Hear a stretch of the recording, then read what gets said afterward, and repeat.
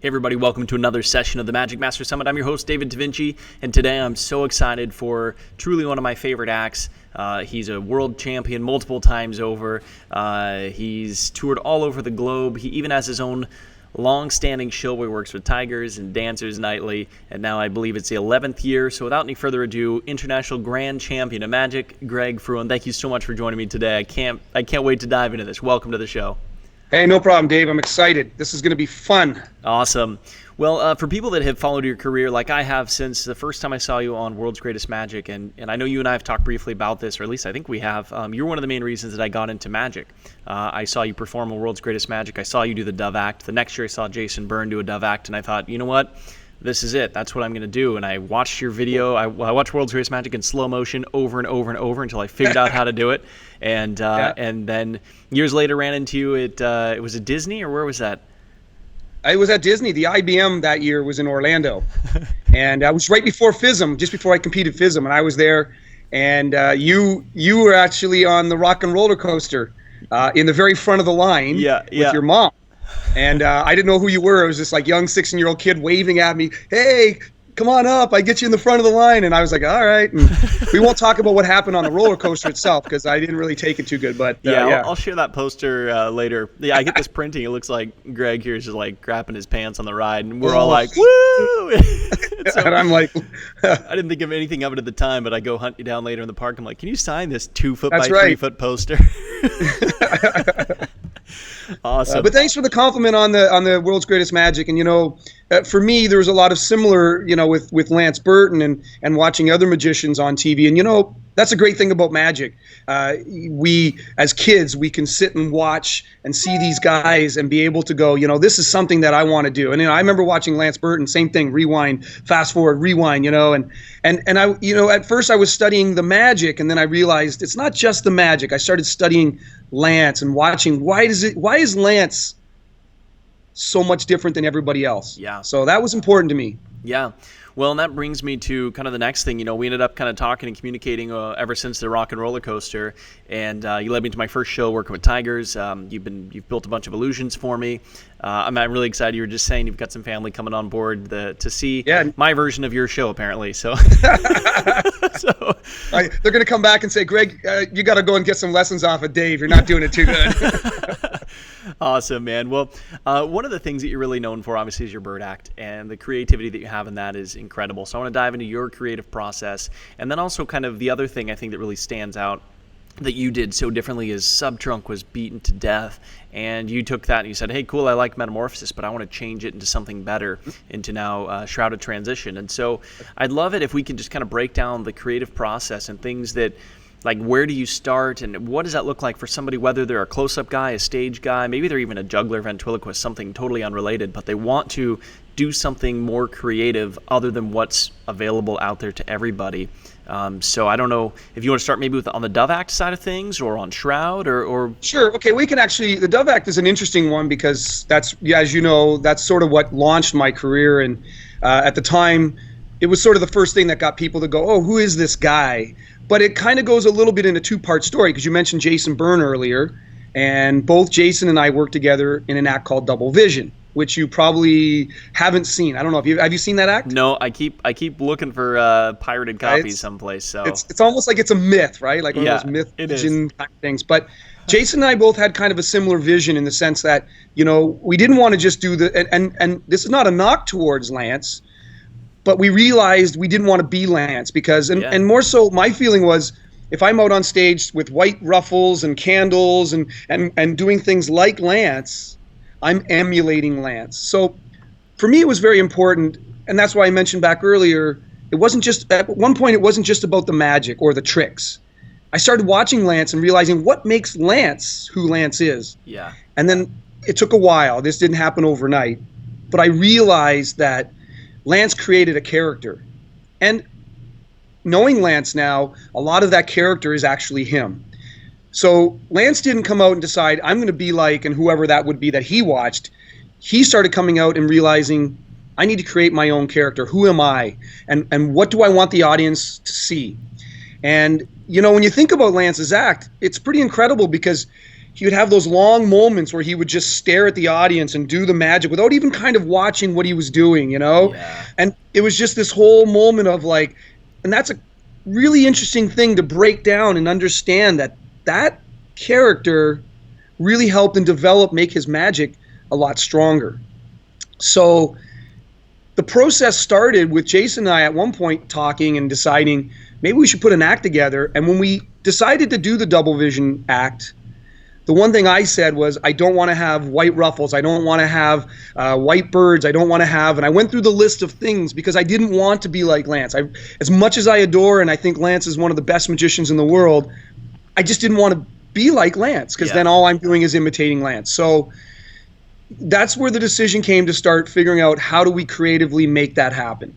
So it was a very interesting process because it's not easy, and it sounds easy as we talk, and I'm going to tell you a bunch of things today and how we went through that process, and you may go, oh, I can do that tomorrow. The process is easy. It's the consistency or the will to continue down that path, because you're going to hit a lot of roadblocks. Yeah. But we also have to understand Lance hit those roadblocks creating his character or his act and developing what he did. So I think that's what makes a unique act or a unique person or a unique character, is the fact that you keep moving, you keep pushing forward, and you keep trying to develop those new techniques, those new character, little differences in your character, what makes you unique from somebody else. And so I basically sat down and wrote out a list of what are the things I did not want to see in the act. No cards, no candles, no white ruffles, no white birds. And that's the easy part now, because we can eliminate that. Just take it out. Then all of a sudden, the scary part comes, because now you go, well, yeah, but I'm going to miss out on that great trick he did, or this idea of and you're going to lose a lot of pretty cool magic. Yeah. And it's scary, because now all of a sudden you're sitting there going, well, now what am I going to do? So the next part of the process becomes, how do we create and develop ideas without using those ideas? Yeah. So the process starts with thinking of things that have never been done before, obviously. Brainstorming. And the great thing about Jason and I when we were working together was we could brainstorm. We could throw back and forth. What do you think of this? What do you think of that? Oh, that's great. And in a short period of time, you start getting a kind of a running list of ideas. And we had lists. We would write things down, and then we'd go to the store and we'd buy something. We'd come home, we'd try it. It wouldn't work. It didn't look right. It didn't give didn't give what we thought translated to a magic trick. So there's a lot of scratching out, a lot of too bad, and then some of them you can't give up on. Like I remember times we would create or work on an idea and it just wouldn't work, and it's easy to just go, okay, didn't work. Yeah. But some ideas are good enough that you got to keep developing, keep working, and so as the went on, and we're saying months because double vision didn't happen in a weekend. It was an ongoing process. Yeah. We were able to start seeing things around us now that became interesting. So it wasn't just our mind anymore. It was other collaborative minds, of whether it be like back then we didn't have cell phones, but let's say, hey, what if we could take a cell phone and a little bird could fly onto the phone? Oh, by the way, that's a Samsung phone. Sorry. Fly onto the phone, and then maybe I pull the bird off the phone or something like this, right? We started seeing the outside world now as the creative process as well. Watching movies, watching TV. What if? Oh, I saw that. How cool would that be? Yeah. And I think the really biggest thing is just to always continually be thinking when you see something, how can I take that image or that idea or that color, even color, just seeing a certain color applied in a certain situation might become something creative. Tom Mullica did a brilliant act years ago, a manipulation act with cigarettes, but one of the things I really remember was how he utilized the color of orange in his shirt and in all the little aspects of the act. He just took orange. He didn't use he disregarded every other color. But it stood out. It made the act become a little more interesting because there was just that why orange, and now it created a nice little picture. So I think as you move forward, you really want to keep just looking around your environment, looking around, but also trying to find things that work for who you are. So if you're not like a sports person, the last thing you want to do is start thinking of, okay, sports, because it's not going to really become with your character something that you will do well, or will develop with your character well. Yeah, so it really sounds like step one is know who you are and develop who your character and your brand is. And that's been a common theme throughout a lot of the interviews that we did here, is that developing your character is one part, but then also sticking true to it. And now with what you're chiming in and saying is finding things within other genres that fit what you like, what your character would like, and then building on that and putting that into your act. Am I relaying that correctly?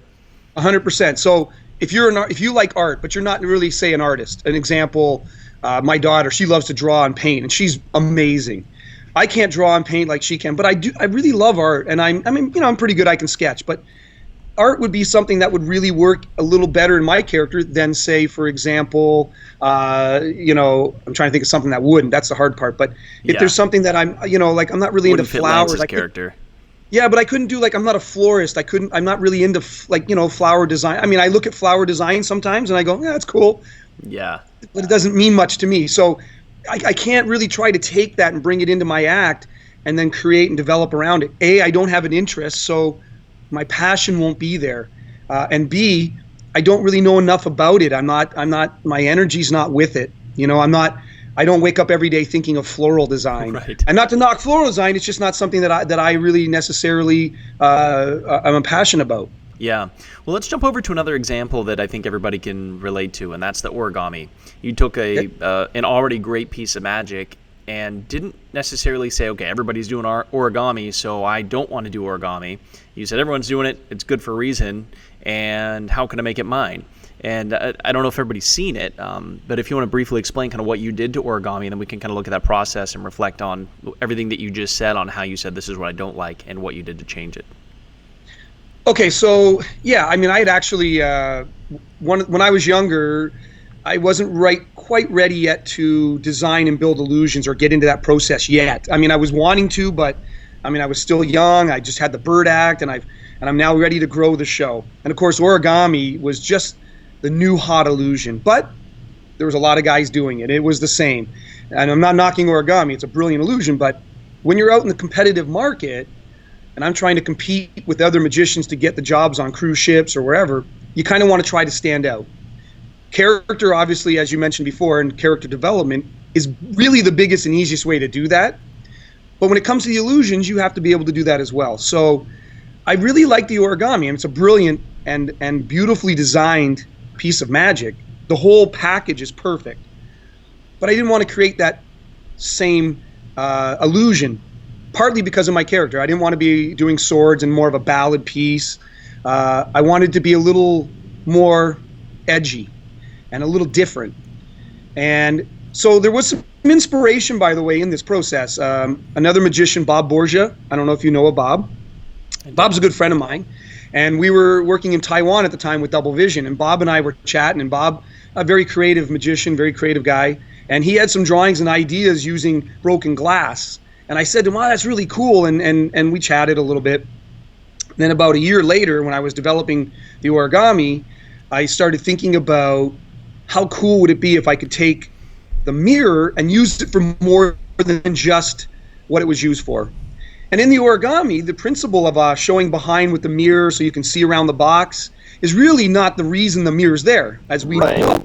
There's a more reason. I'm not going to really give that out just in case somebody, but there is another reason and a purpose in the illusion that mirror's there. But now why not give it some other reason to be there? And so I was younger at the time, meaning, 20, 21. I know you're thinking, wow, he's only 32 now. But I wanted to be a little edgier. So the idea of being able to break that mirror and add that kind of and almost when I say edgy, you wouldn't do that at home. You wouldn't break a mirror and then take those pieces and jam it through. So the idea of being able to take the mirror and think, what can I do with it? What can I take and make that mirror be the purpose of it being there for more than just what its purpose is? And the idea came back to what Bob had sort of talked about or drawn with glass, and his thing was different but the same in a way. But it made me go, well, hey, that would be an interesting idea to be able to take and apply swords into those mirror pieces. So even though his thing was different, it was a lot the same, but it allowed me to start thinking, how can I utilize that mirror? And then I started thinking backwards. Does that make sense? Total sense. And by the way, anytime in here, because sometimes when you're talking, you get on a path of, maybe that's my ADD, I don't know, but just chime in and tell me I'm going the wrong direction. No, I'm letting you talk, man. This is all great stuff.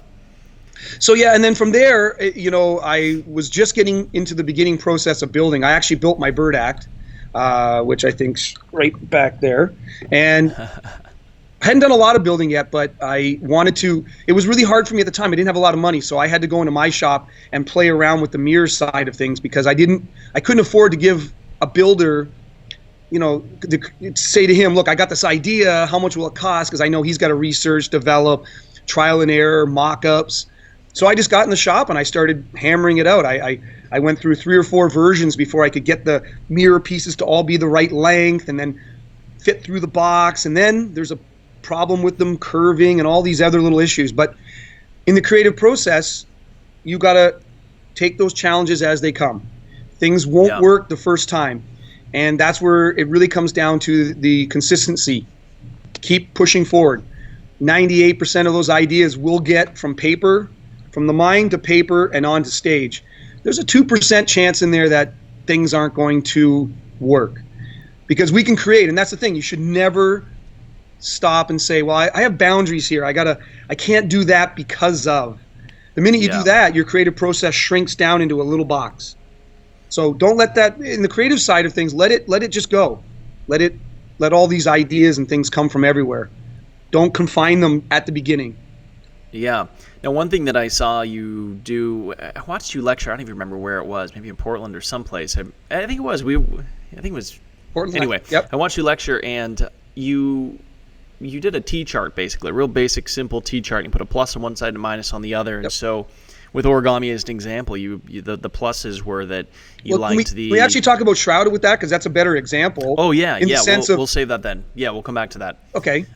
So let me backtrack then to the opposite of what we're talking about. We're talking about how to be creative and how to really develop these creative things, but you always pull me back in when I start talking about creative processes and creative ideas and really trying to do something. You always give me a nice reminder that, hey, it doesn't always have to be new and original. Correct. And your show is a great example. You do cubes, egg, and spot card. Yep.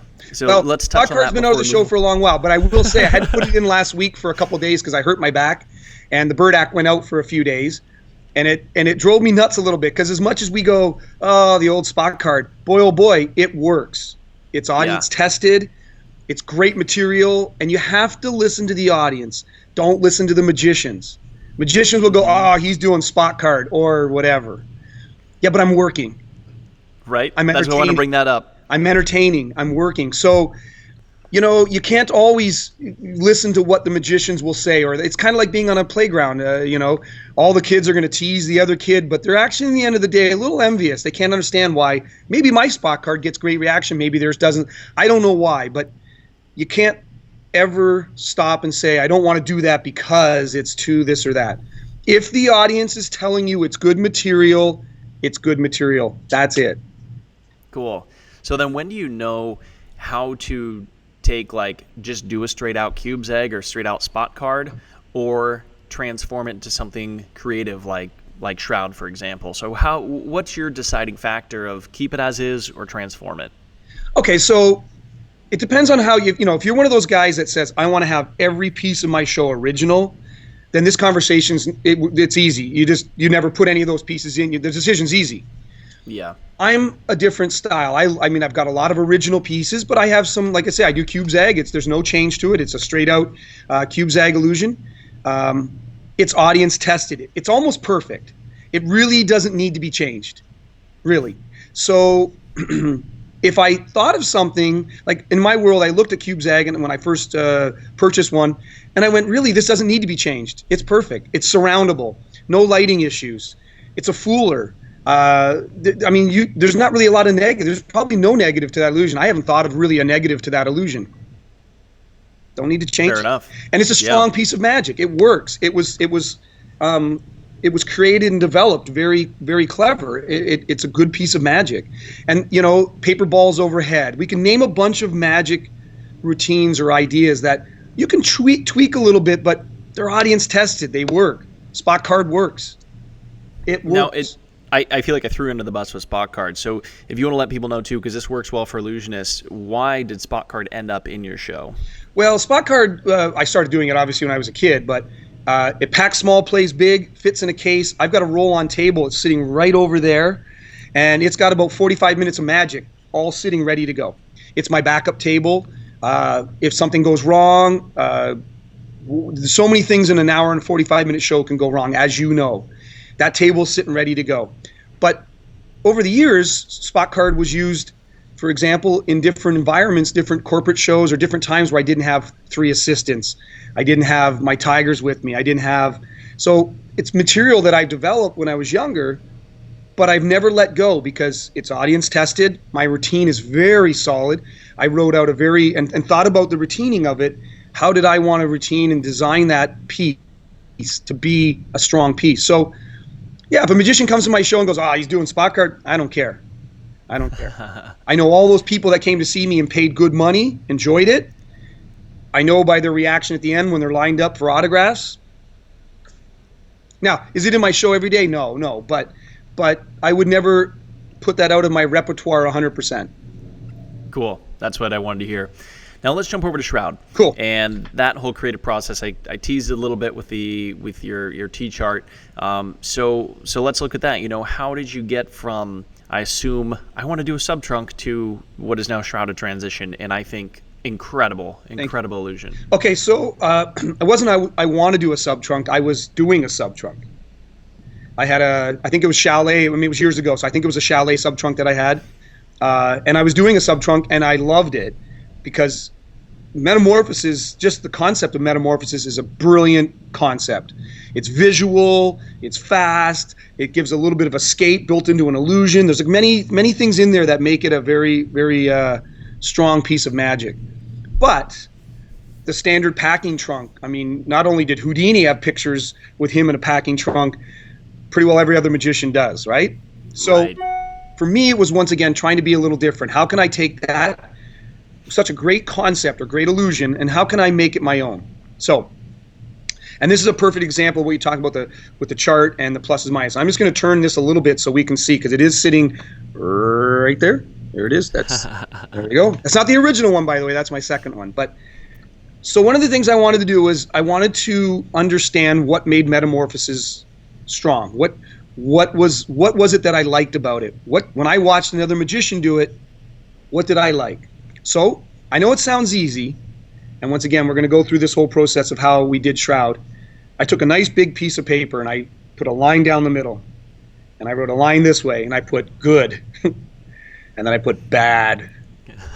And I sat and thought first of all the bad, because I think that's important. It's easy to start thinking good, and what can I do to that? But let's get rid of all the stuff I did not like about metamorphosis. What didn't I like? And at first you go, well, what could there be not to like about it? Well, as great as the illusion is, it may not necessarily be perfect. So, on the bad side, okay, look like every other magician's prop. That's the easy one. Are you still with me there, Dave? Yep, I'm Good. here. 2, okay, so let's start thinking about it. It didn't look modern, and I was younger at the time, and I really wanted to have a certain look or image. So it didn't look modern, looked classic, which is not a bad thing. And in some cases, that classic look for an illusion is perfect. But in this case, I didn't want a classic look. So no classic, no standard box sort of looking illusion. Okay. One of the things that really bothered me about Metaverse when I started to break it down was, you lift up this cloth, and for a moment, you can't see the illusion. The whole illusion's not visible. Yeah. So all of a sudden now, what's the audience thinking? Is the whole illusion break open, or is there doors that, who knows what they're thinking, but they're thinking something because we can't see the illusion anymore. And then I thought about it and go, well, why is that? Because really, and not giving away method, the illusion can be seen the whole time. Yeah. So I didn't like that. So as I kept on going through all the things I didn't like, I was able to understand what I wanted not to be in the illusion. And I'm trying to think of other ones because it's been a while. That process happened about 25 years ago. I know some of the ideas of some of the things that I didn't like was when the switch happened. Wow, it was visual, but now I've got to wait. I got to wait a fair amount of time to find out if that's really what happened. Yeah. You know, we assume the mind goes, oh yeah, they must be switched places. But now there's this process of, okay, she must be in there or he must be in there, but I'm waiting for that to happen. I wanted that to be instant. I want their mind to go, hey, they switched places and we see both of them. So these are all these things that I wanted to correct or change. So now the good things of metamorphosis I can put down on the second side of the page. Well, obviously, visual change. It can be done, and when I say this, and you're going to see how this process goes, because not everything on both sides will necessarily be in or out. Can be done surrounded. Usually, in most cases with metamorphosis, no lighting issues. Fast-paced, energy, dramatic, a challenge. You know, it had built into it an escape with chains, because I used to do it with chains back then. So it had this sort of macho, you know, rugged chain kind of feel. So these were all the good things I put down. Now I have to figure out how can I be happy with those two sides? How can I get rid of all of this and bring all of this in and correct it? Or I wouldn't say correct it, but change it. Yeah. And so as the process went forward, some of them were easy. Okay, we're not going to make a square box. We're not going to make it look like wood. Perfect. That's easy. Okay. But I'm not a designer. I'm not a creative guy that way. So I enlisted Star, who I think you've worked with before, to help me give a better look to the prop. And he came up with the sort of triangle look and, you know, the design that I currently have somewhat. It's changed a little bit over the years, but okay, so that one was easy. But now all of a sudden I went, okay, well, wait a minute. I don't want the cloth to cover everything. I want to be able to see the illusion throughout. Okay, shorten the cloth. Well, that ran into problems because as we lifted the cloth up, now we have this area of problematic where, okay, you're going to see what's going on. So maybe you start thinking, well, what can I use besides a cloth? And back then at the time, I know Nathan Burton had done something with smoke. I think they were actually fire extinguishers. And it was kind of cool. I'm going, okay, now I started thinking, what can I do to not use a standard drape cloth? Because I need to fix this problem of not being able to see the illusion. And time went on, and I don't know what part of the process I got to this part, but I started thinking, what if we could utilize the cloth in costuming? And at first there were some really bizarre, weird things, like costume was going to like just fly out and turn into the cloth and all these weird things. But then one day it just dawned on me. I went, a cape. And at first I was thinking a full cape with a hood, and I had originally thought of maybe the hood, the cloth would just come up and it would be this slow kind of there I am and then open up. But I realized there's something there, because now I'm seeing the girl and the magician all the way to the end. Not only am I seeing the box to the end or the illusion, I'm now seeing the performer or performers until the end. So I got very excited. So I immediately, that was a definite, got to make that happen. We're going to finish off at the end. I'm going to talk a little bit about that because there were some real difficult moments in there that I almost backed out of, and I'm glad I didn't.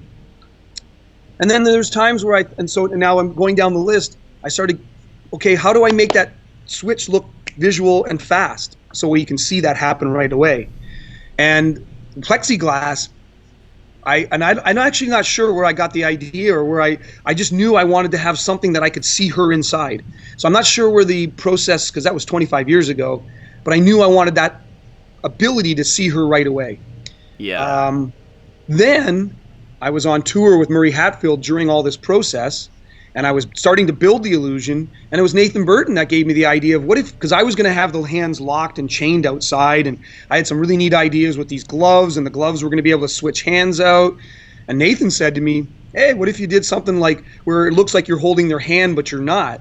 And through collaboration back and forth, and he was very generous to help me with this, we were able to come up with the Kevin James hand. And once again, I won't give you too much on that because once again, but that was a big piece that allowed me to now go, well, we're still in there, and it really helped sell that illusion. So as you can see going through that, there was little bits and pieces. It all didn't come in one day. And to finish it off, to talk about the cape, I ran into, even once the illusion was built, I was on a cruise ship, my wife and I started practicing and rehearsing it. There was days in there that I didn't know it was going to work because we had a lot of frustrating moments. Things weren't working. A couple times she got a little hurt because the cape was catching her, and when we went to do the switch, she got caught up in it. So I have a story about that. Yeah, but you have a story, and I'm sure everybody that has bought the illusion from me has. But you got to remember, we had no track record. We had no one telling us, make sure you try to do this or don't do that. Yeah. We were doing it, and so there was a lot of frustrating days in there, but I knew I couldn't give up on that part of the illusion. It was really what now, if you think about that illusion, the look is cool. There's a lot of cool aspects about it, but really the cape is what sells that piece. So sometimes you got to be persistent and just keep going. And there was a gentleman on the cruise ship, a backstage technician. He happened to be backstage. We used to go down and rehearse at nighttime when everyone was gone to bed. And he had come back to just put some stuff away in the backstage area. And he came and was watching us. And it was he was the one that was able now to come in fresh. And he was watching us do it, and we were having some issues. And he said, well, what if you bend down this way? And because we weren't able to, back then, I know this sounds really weird, we couldn't videotape. We didn't have a video camera. I mean, 25 years ago, you didn't own a video camera. Yeah. Now we have them, everywhere. But in your Samsung, not your iPhone. Thank you. But he was able to watch what we were doing and be able to see that, maybe just a little bit of a change in our movement would help. And it did. And it helped immensely. So, and as we're talking here, our air conditioners just kicked on. I'm going to just turn them down because this will get really loud in a minute.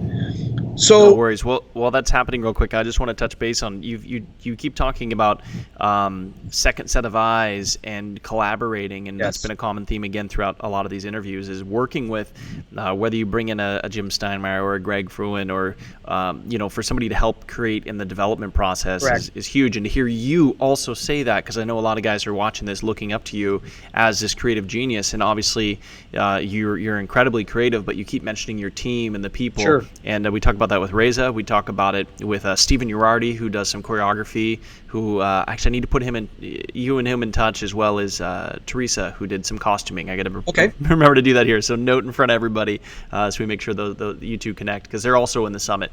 But just to repeat what you're saying there, it sounds like your air conditioning quit down in the background. But working with a team is a huge help. Well, and look, that's where the ego and, you have to, this is a hard one because ego is a tough thing, right? Entertainers, we have an ego. Everyone has an ego, but entertainers, we have a little more of an ego, and we kind of have to have that in some way because we have to be able to get out in front of people and be confident in what we're doing. And also, especially as a magician, we have to have that, look what I can do kind of thing. I mean, we're really going out and telling the people, screw you, I'm fooling you. Right. But we're doing it in a nice way, right? So there is, but ego's a funny thing. It's a very hard, over my career and being around the magic community and being around some of the top guys, I've seen the best and the worst of egos. And the only reason I touch on this, because it's very important in that creative process to be able to allow people into your world, but to also not forget that. In other words, in my past, I've had not issues, but where people, I'll give them an idea and they kind of forget who you are later on, which is fine. I get that. But yeah, definitely as a performer, you letting someone in your world, especially if you can trust them and they're not going to say steal your ideas or your things, is a very important thing in a lot of parts of this business, not just in the magic. Because if you think you can do all this on your own, whether it be the magic, the show, the choreography, the marketing, the sales, good luck, because I don't know a magician yet that's been very successful that's been able to do that on their own. The team is a very important thing. And when you're creative and you find the right creative person that you can match with, or you can like really throw things back and forth, it becomes almost enjoyable too, to a really cool level that you're not used to, because you can throw an idea one way and then he throws an idea back and then you throw another idea back, and then it starts to become this really cool journey. And I think it's very important. And so I'm actually in September working with a creative guy. I'm not going to mention right now, just because I'm not sure if he wants people to know or not. but I'm hiring him in to come in and work on a few routines and working on part of my show and things that I want to clean up and change. Because I have to understand that, as maybe smart as I think I am, I'm only just me. And so being able to bring in other people, especially those creative ones, the Jim Steinmeiers, the people like this that are really creative, Rico de la Vega, all these guys that really get it. It's very important because they can watch you and go, dude, I don't know if you realize you're doing this or doing that. And if you just change that a little bit, wow, right? And I know you've listened to the past too, and I know we've had good times just chatting, and when you've been here, when I've been building stuff for you, just sitting there back and forth, collaborating. It's a real fun process. I love it, and one of the illusions that you're working on now for the both of us, having that, well, one of them is having the time to have the creative back and forth has been tough for me on this side lately, but getting to hear and really be involved in your creative process on an illusion that is already a great illusion, but then adding a little bit of a twist and tiny little changes and seeing how your brain works by working with you has been incredibly eye-opening from a creative standpoint. Because we've worked together on having you build some stuff for me, but never in a creative, never quite that creative level that we're starting to. So I'm excited for other projects and exploring that opportunity more, because really having that team is incredible. And like I said, just to hear you say it's great. I think, pushing the envelope's a cool thing. And one thing I would suggest to be is very careful too. And it's sort of going back to what we talked about earlier. Don't just push the envelope or want to change just because of change. Make sure it also has a purpose or a reason. So when you brought up this illusion I'm building for you right now, and I can't wait to see it. It's so cool. And I won't tip anything here, but the final part of it, which I took, I want to say I didn't really think was going to be the tougher part of the build, became the tougher part because I realized you're a traveling. For me, it's a little different here in this theater because I can build something, tons of space, leave it up for years at a time. But you're on the road, you're on a cruise ship. Things need to pack down. They need to set up quickly. They need to perform as well and still look. In some cases, in this particular part, and as you know, and you know what we're talking about, I didn't want it to become the focal point of the illusion because it was only an apparatus that helped the illusion. So I didn't really put a lot of thought when we first started talking, but as I started building it, I went, oh, there's so much to think about here. And you're going to see some of the little things that I did with it because sometimes I can do it mentally, but I thought, what's wrong with this part? What's wrong with this? Why, if I just build it the way it's normally built, I got this problem, I got this problem, and I got this problem. And I don't want to just let that go because I know size was an issue, breakdowns of the prop was an issue. Getting it into one case was an issue. And bulky. How big does it look? Like, what becomes the focal point? Because it's not the main illusion. It wasn't the main part, as you know. So it became a challenge. And I kind of wish you would have been here. We could have really, to see that process. One day you have to come here for a couple months and we'll build an illusion, something very creative, and we can work that process and you really see how that goes. Because in the shop, you might think one thing and then you start to weld or cut or bolt together and you realize that don't work. And so it doesn't always, it's not as always an easy a path as you would think. I always say this in all my magic, whether it be in the creative process, the business, in marketing, but you're the guy that leads all that team. And there's not one successful magician that I can name that doesn't have 3 or 4 things that are really important. Persistence, ethics, work ethic, a hard work ethic. I don't know if I know young magicians have come to me and said, oh, I want this. This is so cool. I'd love to have my own theater. And I tell them exactly what Lance Burton told me. Be careful what you wish for, because you don't just get a show and then go home and sit at home, watch TV. Yeah, you go home and you're marketing or your team, or you're managing the team, the dancers, you're hiring and firing people. And I've known you over the process of some tough times of you hiring and firing, some interesting decisions you've had to make. And so, man, I'm just proud to know you and see what you're doing, because it's incredible. And I'm, again, just grateful to have you on here. So I think, to finish off the team side of things, it's very important in your whole business. Now, if you're a close-up guy and you're saying, well, I work at a restaurant, I don't need a team, I just buy a trick off of online. And, that may be, but maybe you're not the guy that's the reason why you're following this summit. It's not about that. It's about, and I'm not suggesting that like a restaurant guy doesn't have that. I'm just saying if you're that guy that goes, well, I don't really need a team, I don't need to create, and that's fine. But what this whole, I believe what you were trying to come up with this summit was to figure out how to elevate magic, elevate people's performance, elevate people's business. And that's all part of it. Exactly. That team becomes a big 100%. part of it. Yeah, I always keep saying, we are only as far as we are because of the things that we've done, obviously, right? So if you want to go further and you're trying to get further by doing the same things, you're never going to get further. You might make small steps, but when you start adding your team into it, like Reza talked about this a lot, and it really opened my eyes to see somebody, because I went to him straight up. He's got a tour bus, an appearing helicopter, and motorcycles. I'm like, hey, dude, who funded you? And he's like, I funded myself. Yep. And I'm like, whoa, wait, what? And his secret, as he talks about in his presentation, is his team. And I'm getting in the process right now, actually, after filming the Bill Gladwell interview, I went out and applied the two-walling process. I did a test run. It went great. So we're in the middle of doing the contract now. And congratulations, by the way, because I know that was very good for you and very successful. So thank you. Yeah. So we're in the process right now of designing the stage. The stage is going to be put into this venue, and we're going to run it in an existing room, but I'm actually building the stage. And the coolest thing about being on a ship and doing this is I'm forced to have a team, and it's been amazing. I'm in my show, like doing the act last night. I did 2 shows, and I'm thinking about, all right, but I could do this. Well, I'm like, why would I do that? I can have Daniel do that, or I can have Teresa do that. And I'm bringing in a team to direct and choreograph and help me write. I'm not trying to put it all on myself anymore, and I know that the end product's going to be better. And so part of that whole process, like you keep saying, and we just keep going back and forth on, is having that team. Well, and as you brought that up, I'm going to give you a little bit somewhere where I sort of learned that, and this is kind of interesting and almost very similar to what you just said. But I was doing the World's Greatest Magic. I believe it was one. I'm not sure. It doesn't matter. I know it was a World's Greatest Magic. And Gary Willett and I became really good friends over the years, and we were chatting one day, and Hans Klock was on that. So I think it was the first one, because Hans Klock was on the World's Greatest Magic 1 with us. And he happened to walk by, and I said, I didn't know who Hans Klock was at the time. I think I heard his name, but I didn't really know who he was. So I said to Gary, who's that? He goes, oh, that's Hans Klock, a very smart magician and got a great team. And I said, what do you mean team? He goes, well, Hans decided years ago he didn't want to just be this guy that he wanted to have a team, a publicist team, a choreography team. He had and he listed all these things. And I said, he's got all those people working for him.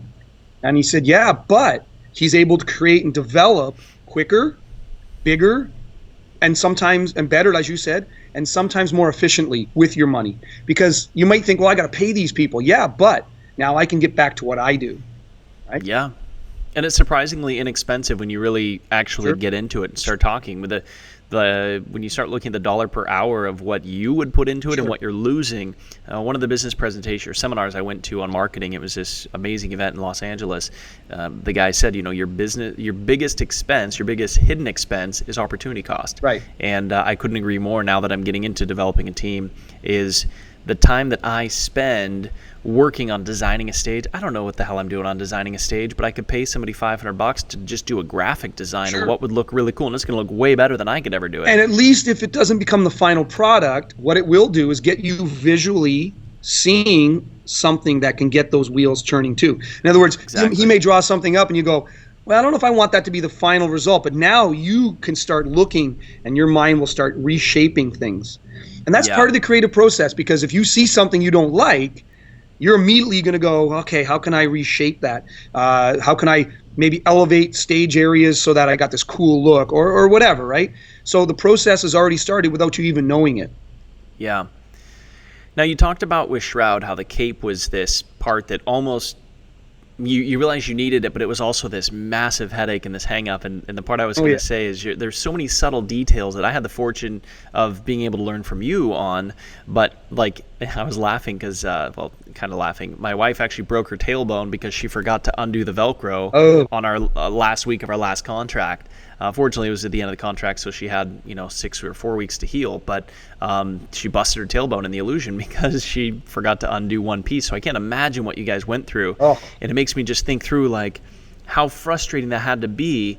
Yet that became the thing that made that illusion what it really is today. So looking back on that and reflecting, what other moments have you had in the creative process where those key challenges you either know to keep pushing to overcome it, or you wash your hands and say, look, I put in enough time, enough is enough, and you draw back? Where let's look at those aspects. Okay, so I'm going to give you a couple examples, but I'm gonna finish with one that will sort of cap it all off. But there was a lot of challenges in the Byrd Act. The Byrd Act was probably more challenging in a way than the Shroud was. I just froze up here, by the way. Are you okay there? Can you see me?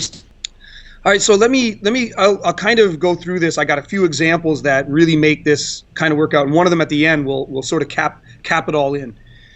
So the Byrd Act was probably the first real challenging routine I put together in the creative process side, and probably still to date the most challenging that I did, for the fact that when you think of Shroud, it's one trick, one illusion. There's many elements in there, but there's one concept: switch places and whatever, right?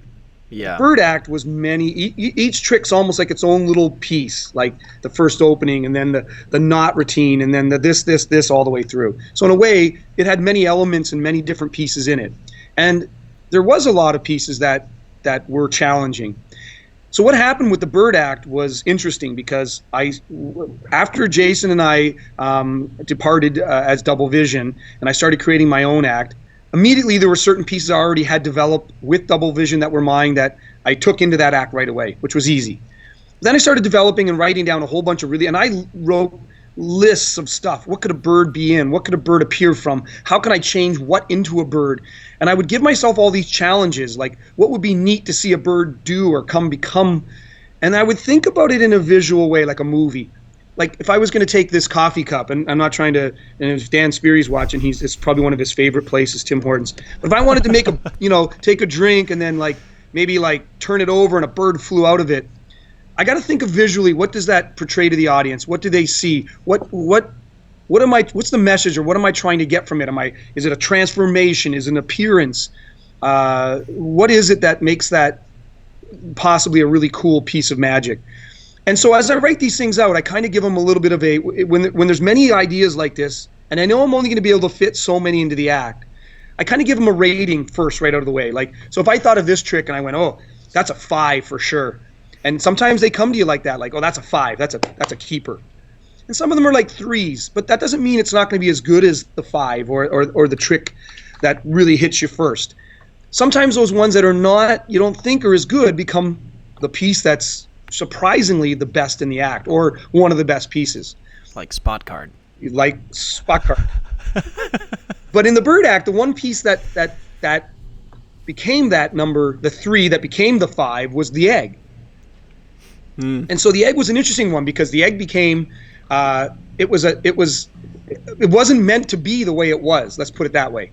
Originally, it was going to be, do you remember the old, when you learned the Chavez course, or you saw magicians do card magic, and then you would drop a card on the stage by accident, and then you'd look over and you touch it with your foot and you make the fan of cards? Yeah. That was kind of where I was going with that originally, but I didn't have the egg part of it figured out. So when I was writing down ideas, some of the ideas were just thoughts. Like, wouldn't it be cool if I could just take and tap my foot over and then boom, just like the old card thing, boom, instead of a fan of cards, it was a bird. But it was a 3, because I'm going, well, that doesn't make sense. It's not really maybe developed yet. It's not, but it got put down in that list. So as you go back and you start reading through, and it's kind of like studying for exam. As you go back and read through your list, you start changing and thinking, and you start reevaluating, because now you go, wow, that's a really good thing. There's something there. And so there'd be days and days of me looking through this list and sort of going back through my mind all these different dove pieces. And of course, this went on for months, but I'm trying to compress this for the time of what we're doing here.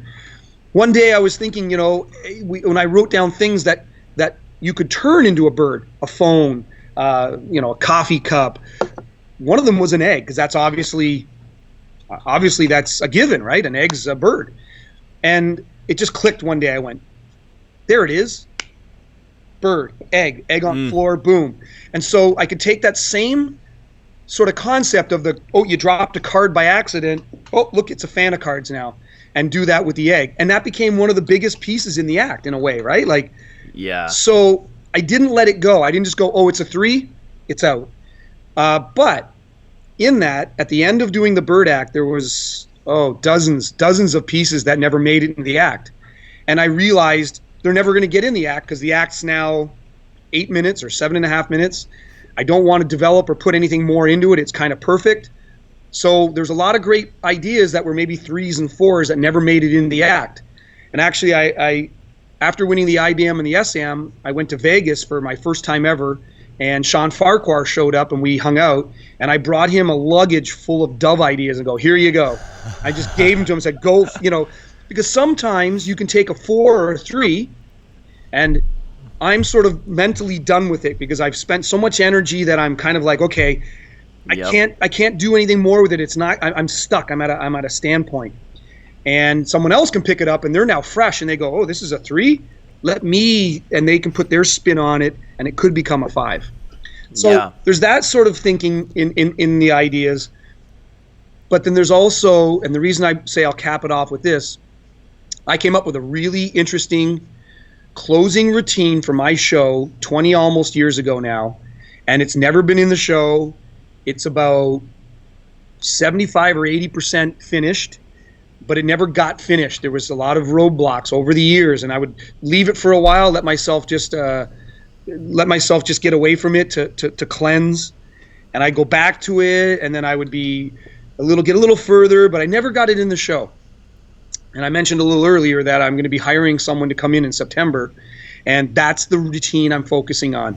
It got to the point where it means that much to me. It's so important that I need help.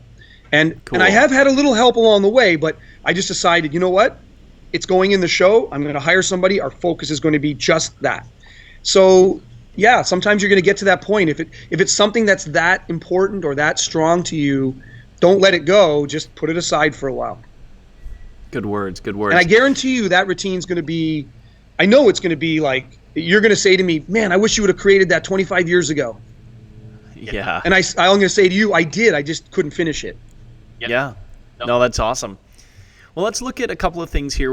We only have a little bit of time left, and I want to address creativity and timing. Like for me right now, I live on a ship. I've got a 3-year-old running around. I've got a wife. I'm only in port for 4 hours. I've got this project I'm doing. I'm trying to work on an illusion that Tim Clothier just shipped. One I'm working on with you is about to ship. And this is just, this is my little world, and everybody else has that same amount of stuff happening in their lives too. And so particularly since I started producing the summit, I've had a hard time finding that creative time that I really crave. Until recently, I just stopped going to bed, and I'd go to bed at 6 a.m. and then I'd sleep till 10 or 11. Yeah, right. Tim Hortons are, and that was kind of like I needed, especially on a ship. There's nowhere that's quiet. You can't get away if you go anywhere. The guests know you. I've got a toddler pulling at me. I've got a wife, of course. So trying to balance those things, and I found that mentally I was just fatigued, and I'm losing not the ability to be creative, but it's hard to find that time. What do you do, or what do you recommend for somebody? Like, I imagine there's a lot of people in a similar situation. They have a real job, or they have a family, and they want to develop and create. Right? Yeah, I say that. One that's only 40 hours a week. Yeah. Correct. So what do you do? And the reason why I was kind of laughing through all that, because I know exactly where you are. I've been there. Yeah. I raised my son on the ship. My daughter spent a little bit, and then we decided, and we're lucky to be able to have done what we've done here. I've been through it. I go through it still at times. As you get older, it gets harder because your body, your mind, everything starts to get more fatigued at times because naturally your body and your mind want to slow down. So there's a lot of challenges. And I guess the first thing I would say, and this is an easy thing to say, but then we'll get into it a little more in detail. Look, it's nothing here is easy. I don't think if anyone logged on to this summit, and once again, I've only know what we're talking about. I haven't seen the other speakers. But if you're logging on to this to find that simple trick to put in the show, and from what I understand from what you were trying to do with this summit, they probably going to realize that there's a common factor or thread that runs through this all. 100%. 100% hard work. And one of the things I've always liked about you and respected with you is you have that work ethic. You're a go-getter. I wake up every day. I tell people, they say to me, "Oh, you're so lucky. You get to do this." And you go, "Yeah, I am lucky." But I also decided at a young age, this is what I wanted to do. And I never let anything stop me from doing it. And trust me, there's been so many things that there's walls and barriers that get put up in front of you all the time. And that's not just in magic or in the creative process or that's in everything we do in life. So you're either going to decide I'm a giver upper. That's a word. Giver upper. Only in Canadian. That could be the quote or the tagline for the summit. I'm either going to be a giver upper or I'm just going to be a pursuer, and I'm going to pursue happiness, and happiness is where I want to be. So that pushed aside. What that means is, sometimes you're going to go through times where you don't have time. You're fatigued. You're tired. You have other jobs and projects like this on the go. You don't have to create and be creative every moment of the day. Creative time, and sometimes we have to, because, say, for example, in this project, you needed to come up with a logo. Well, now you're in a time crunch. You have to do it. You have to be able to get that logo done. So, as we talked earlier, bring in the team. Go online, get someone to create that logo. You still have to be a part of that process somewhat, but now you've just pushed away a little bit of that time. So that's one aspect. How do you find time on a cruise ship? You say there's people can find you, whatever. Well, find the times that people aren't. And then this is tough to deal with the family too. But point being is, I enjoy having cigars once in a while. I go up on the top deck at around 1 o'clock in the morning where nobody is. I put my headphones on, I grab a cigar and a piece of paper, and I just sit there and relax. Some nights, nothing. I would just sit there and I would think of little ideas, and it'd be very little things. It would be just, but I was alone. I was able to just take some time and have those thoughts to myself. Other nights, creative would just pour out.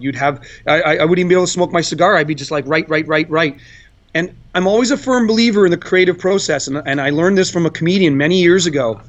When it's coming out of here, let it flow out here onto this paper. Don't stop that flow as you're being creative.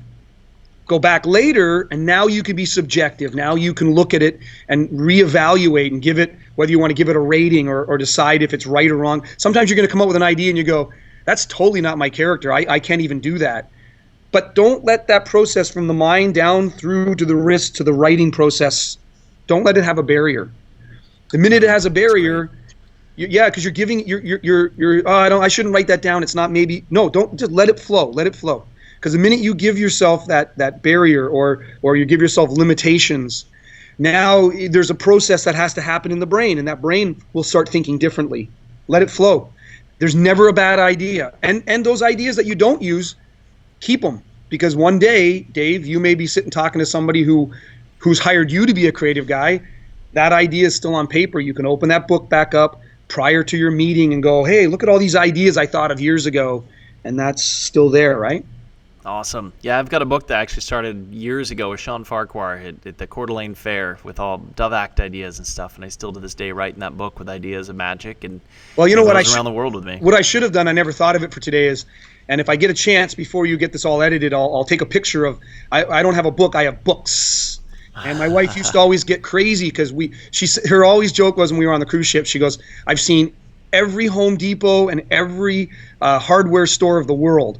And she's also used to get frustrated because I go buy books at we have Staples here and in the States, but I go buy these books and sometimes I only get halfway through a book, and whether I leave it at home and I'd be back out on the ship and I get another book, but always writing, drawing, sometimes just doodle, because once again, that freedom of letting it flow out, right? Let it out. Let that process flow. Let it flow. And I remember Sean, and you brought up Sean there. Sean came on the ships years ago, and he'd asked me some questions about developing his bird act, and I showed him my jacket. I gave him a whole bunch of stuff. But the one thing I said to him, just start writing it down, man. Throw it out. Just create. You might create 1 million ideas and only 3 of them end up being successful. Hey, if you didn't come up with 1 million ideas and only came up with 500,000, maybe only 1 of them would have been successful. Great words, Greg. Now we got to wrap up here. Unfortunately, we're out of time, and I'm down to 3% battery left. So with that being said, what is one action that you can recommend to listeners or viewers today that they can take right now, either today or this week or as soon as this stops, that will get them closer to pursuing their creative dream for maybe even just inventing a new trick, a new illusion, a new show? What's the first action you recommend for people to take right now? Very simple, Dave. When you wake up in the morning, realize one thing, and this applies to anything you do in life. We all wake up in the morning with the same ability to do the same advantages or the same things in life. What stops us from doing that is the negative thoughts, and that not necessarily be from yourself, but from other people. You wake up in the morning, you have to decide every day is going to be a challenge, every day is going to be tough. This process isn't easy. The rewards are great, though. The benefits and what comes out of it is awesome. But the minute you let those negative thoughts in, whether they be from other people or from yourself, you're going to have a hard time moving forward. Wake up in the morning, I can do it. I am going to do it. This is what I'm doing, and nothing can stop me. Once you have that train of thought, the world's yours. Awesome. Greg, thank you so much for joining us here on the Magic Summit, and I hope people come out there to Niagara Falls and check out your show. Perfect. Thank you, Dave, and we'll talk soon. Thank you.